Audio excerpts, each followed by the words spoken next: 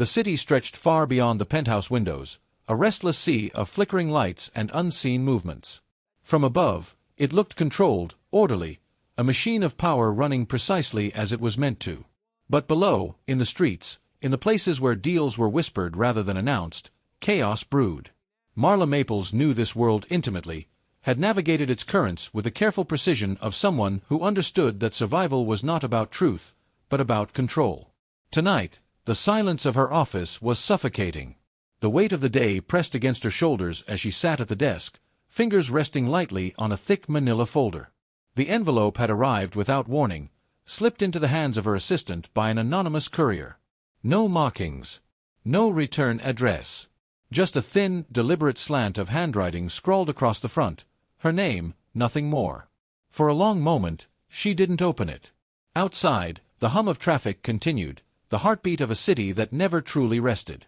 In the distance, beyond the skyline, storm clouds were gathering. She could smell the coming rain, the faint charge of electricity in the air, but inside, the room remained still. Too still. Finally, she slid a nail under the flap and tore it open. The papers inside spilled onto the desk, clippings, reports, emails printed in stark black ink.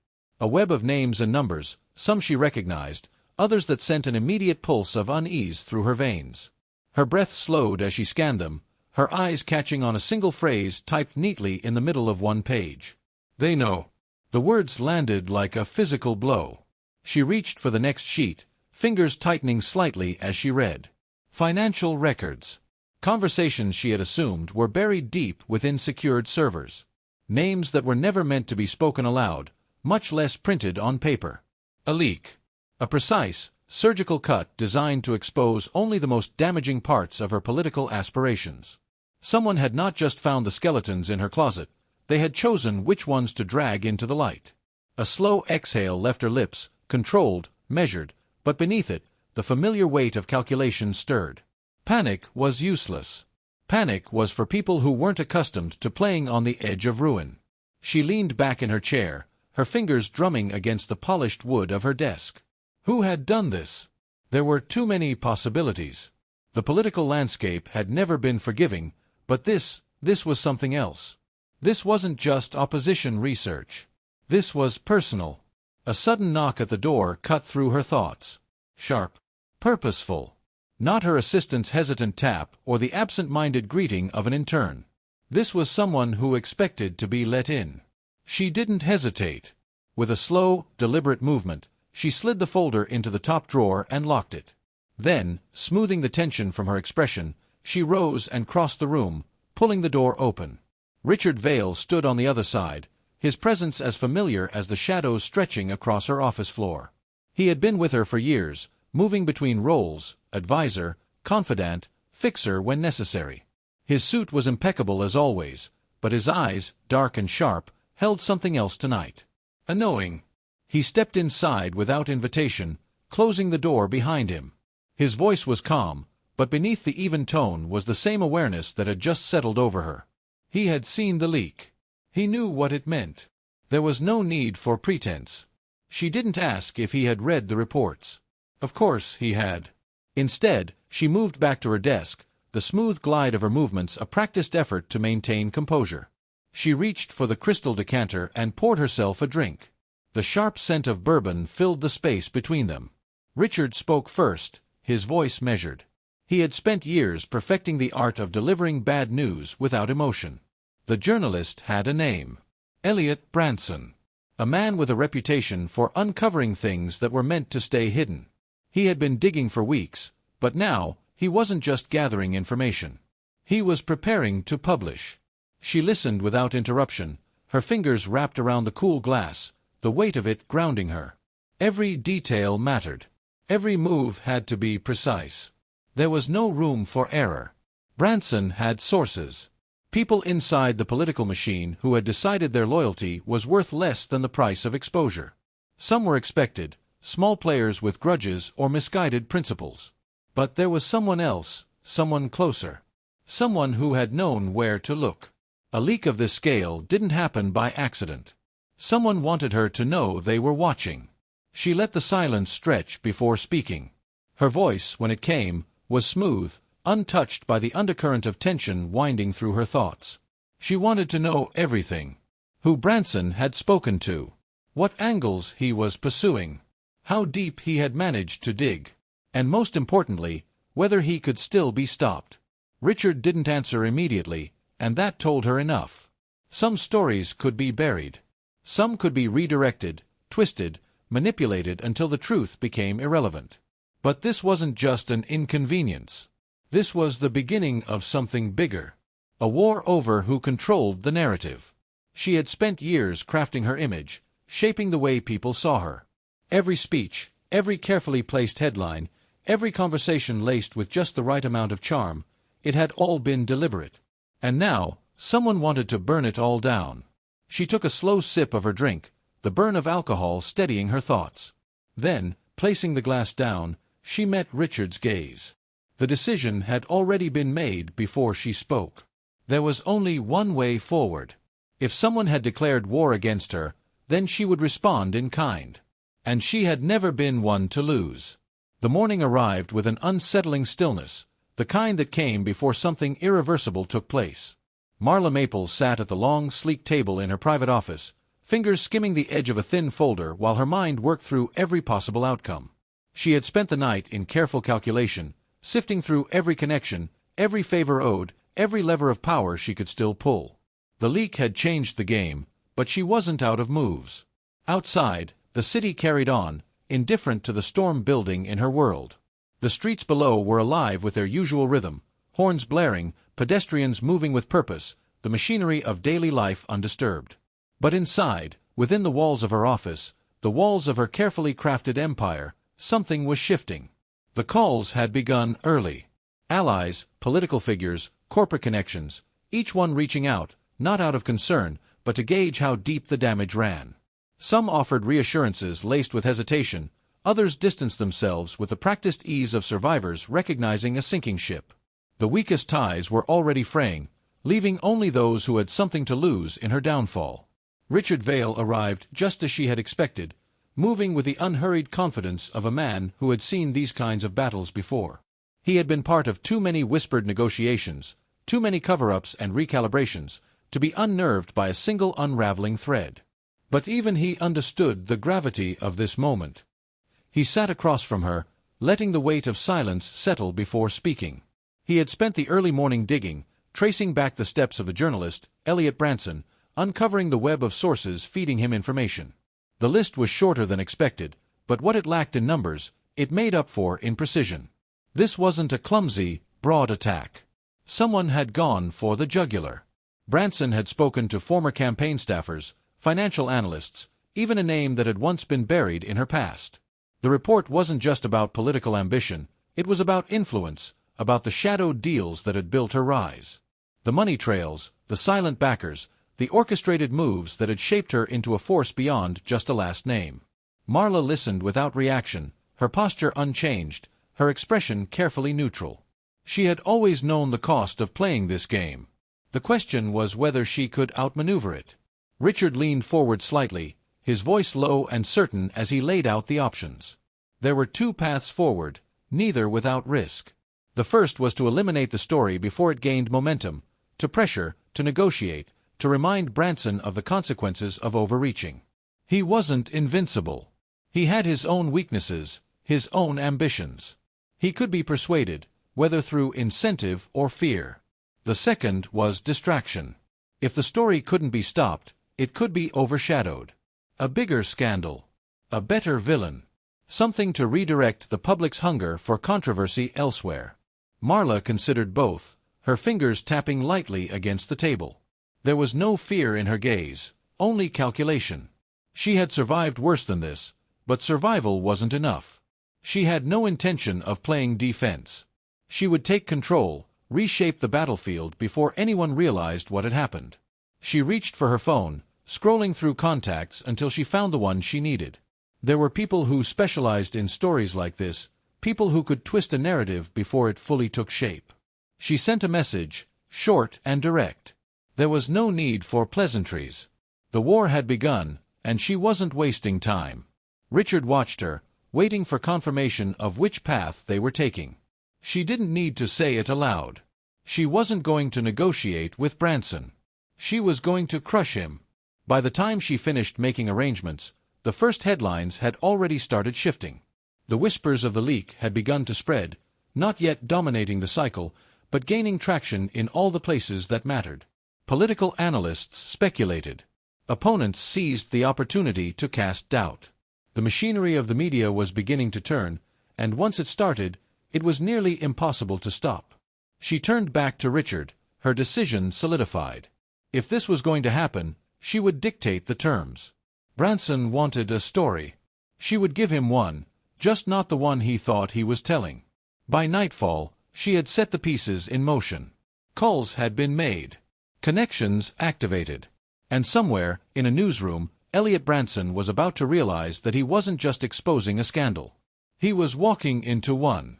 The morning headlines struck like a hammer, sharp and deliberate in their phrasing. The leak had fully surfaced now, no longer a whispered threat circling in dark corners but a full-scale exposure, spreading across the media like wildfire. Marla Maples' secret political maneuvers had been dragged into the light, framed as a damning portrait of corruption, hidden alliances, and a carefully orchestrated power grab. She sat in her office, the weight of it pressing down, not in fear, but in certainty. This was the moment she had been waiting for, the moment where every calculation, every strategy, would determine whether she emerged victorious or was consumed by the storm. Across the city, television screens flickered with breaking news banners, reporters dissecting every uncovered detail. Her name was everywhere, her face splashed across every media outlet. Experts debated the significance, some calling it a critical blow to her aspirations, others analyzing whether she would withstand it. No one was neutral. No one was waiting. The narrative had already taken root. The phone on her desk vibrated continuously, a relentless stream of calls and messages, some from allies, others from those who now saw an opportunity to distance themselves. Loyalty, she knew, was an illusion in times like these. Richard Vale was already in the room, pacing slowly near the window, his expression unreadable. He had seen political collapses before, had orchestrated some himself, but this was different. He turned, watching her as she remained still, absorbing the reality of the moment. The damage was undeniable. Branson's article had not just exposed finances and private meetings, it had woven a compelling, dangerous story.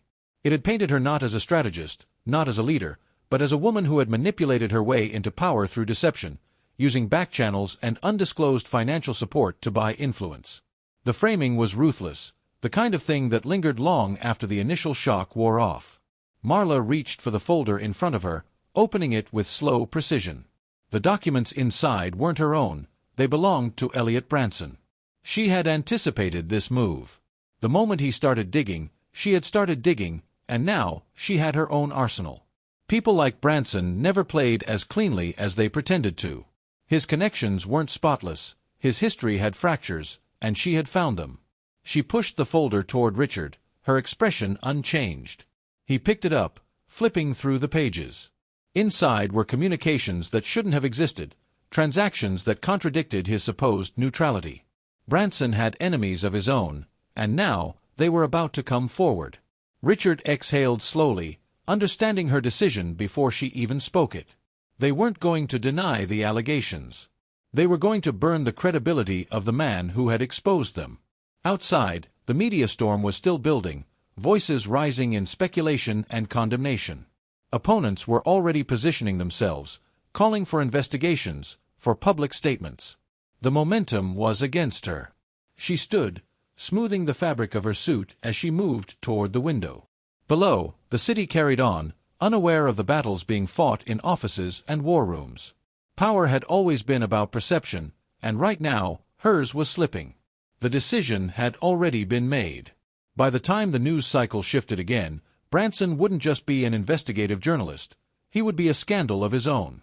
Marla turned back to Richard, her voice steady as she gave the final instruction. If they wanted to frame her as the villain, then she would play the part. But no one would walk away unscathed. The storm had not passed, but it had changed direction. The morning's headlines no longer carried only her name. Elliot Branson's credibility was unraveling, his past mistakes unearthed and amplified until the foundation of his accusations against Marla Maples began to crack. What had started as a direct assault on her ambitions had now twisted into something else entirely, a battle of public perception, a war where truth mattered less than control. Marla sat at the head of the long conference table, the dim light casting long shadows across the room. The space was filled with the quiet murmurs of her inner circle, a collection of advisors, attorneys, and media strategists who had been working around the clock to contain the damage. The air was thick with tension, not of defeat, but of calculation. The damage had been severe, but she was still standing. The question now was whether she could turn survival into victory. Her fingers traced the smooth edge of the polished mahogany table as she listened to the latest reports. There were always casualties in a political war. The key was ensuring that when the dust settled, the casualties weren't her. Across the room, Richard Vale stood near the doorway, speaking in hushed tones with two of her legal advisors. The conversation was brief, efficient, filled with quiet affirmations that they had done what was necessary. The counteroffensive against Branson had taken root faster than anticipated. The articles had started appearing late the night before. First in smaller outlets, then spreading to larger networks. Allegations of professional misconduct, conflicts of interest, accusations of selective reporting. A former colleague had come forward, painting Branson as a man who had long blurred the lines between journalism and personal vendetta. His reputation was no longer untouchable.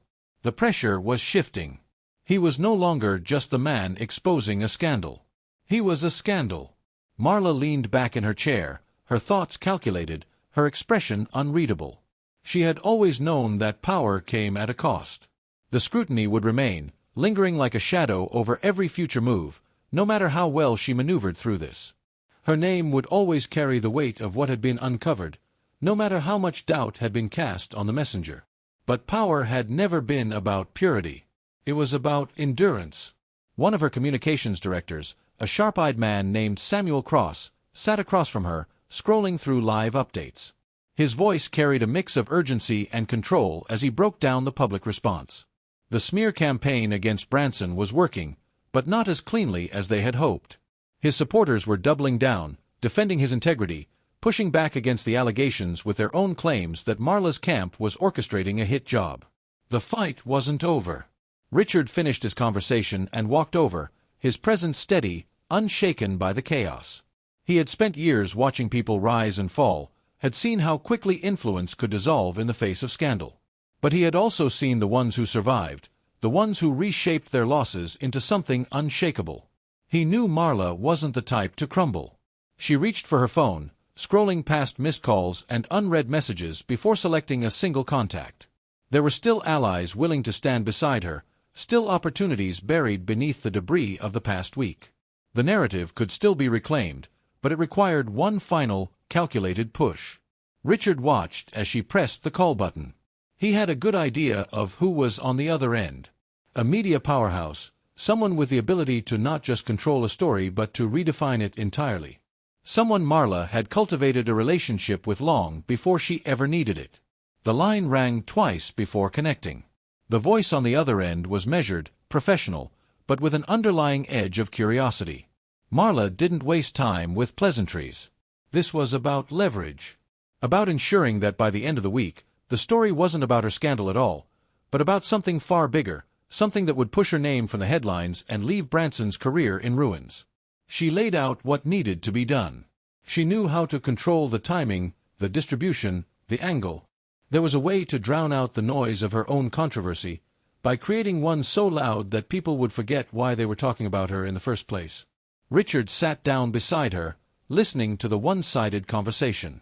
He had seen Marla Maples in many roles, socialite, strategist, the woman underestimated at every turn, but in this moment, she was something else entirely. She was a survivor. Outside, the city continued, oblivious to the quiet reckoning happening within these walls. The hum of traffic, the distant sirens, the flickering billboards advertising forgettable promises, all of it moved forward, untouched by the war raging in Marla Maples' world. The people below carried on with their lives, unaware that within this room, within this moment, something far more significant was shifting. Reputations were being redefined, narratives rewritten, and control was slipping between unseen hands, waiting to be claimed. Power was never truly lost. It only shifted. She had learned that lesson long ago, watching the tides of influence change in an instant, watching men fall and rebuild themselves under new banners, watching history favor those who refused to surrender. She was not the type to shrink, not the type to fade into the background and let others dictate the terms of her downfall. There was no downfall, only reinvention. She ended the call, the weight of the conversation settling over the room like an unspoken verdict. She had laid out what needed to be done, the exact precision with which the story would unfold, the angles that would be pushed, the distractions that would consume the public's attention. Every detail had been calculated, every risk measured against the reward. Her expression remained unreadable as she placed the phone down. The device sat silently on the polished table, a seemingly ordinary object, yet at that moment, it felt like the single most powerful weapon in the room. With that one call, she had set the next move in motion, a ripple that would soon become a wave, sweeping away the remnants of the scandal that had threatened to consume her. Richard watched her closely, his gaze steady, assessing. He had known powerful people before, had worked alongside them, had helped them rise and, in some cases, had watched them fall. But there was something about Marla, something different. She did not just react to the chaos. She molded it, shaped it into something that worked for her. She did not fear destruction because she understood that, in the right hands, destruction could be a tool rather than a sentence. He leaned forward slightly, folding his hands together as he spoke. His words were measured, but the unspoken acknowledgement between them was clear. The war wasn't over. It had only just begun. Marla met his gaze, her posture unwavering, her fingers barely brushing the cool surface of the table. She could already see how this would play out, how the narrative would turn, how the headlines would shift. The world would forget, not because they forgave, but because they were always hungry for the next story, the next scandal, the next downfall. And she would ensure that when the public's attention drifted, it would not be in her direction. The city below continued, the night stretching forward, the lights of distant buildings casting long reflections against the windows. Marla sat there, silent, composed, already thinking 3 steps ahead. The next move was already in motion. And when the dust settled, she would not only survive, she would emerge stronger than before.